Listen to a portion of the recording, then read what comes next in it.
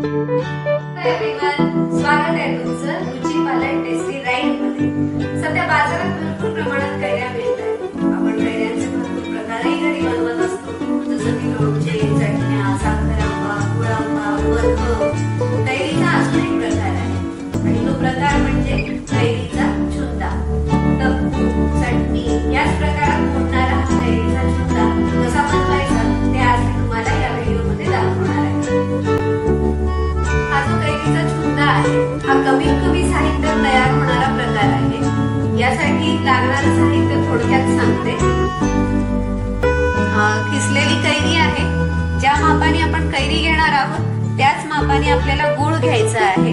पारंपरिक पद्धतीमध्ये या प्रकारात साखर वापरली जाते, आपण इथे गुळ वापरणार आहोत आणि त्याच मापाने त्या मापाने गुळ घेतलाय, कैरी घेतली आहे, त्याच मापाने आपल्याला पाणी घ्यायचंय। त्यानंतर आपल्याला काही मसाले लागणार आहेत, मसाल्याच्या डब्यातले जे आपले घरी अवेलेबल असतात नेहमी, आणि थोडंसं आलं लागणार आहे। तर सुरू करूया आपली आजची रेसिपी।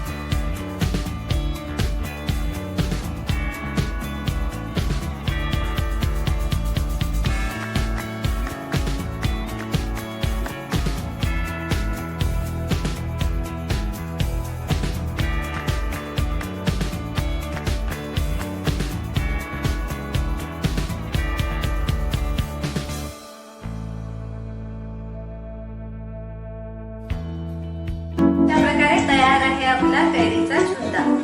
तुम्ही बघू शकता याची कन्सिस्टन्सी खूप छान आहे, कलर खूप सुरेख आलेला आहे। याला आपण ब्रेडवर स्प्रेड म्हणून किंवा पोळी सोबतही खाऊ शकतो। तर आजचा हा व्हिडिओ आपल्याला कसा वाटला मला नक्की कळवा। व्हिडिओला लाईक करा, शेअर करा आणि सबस्क्राईब करा।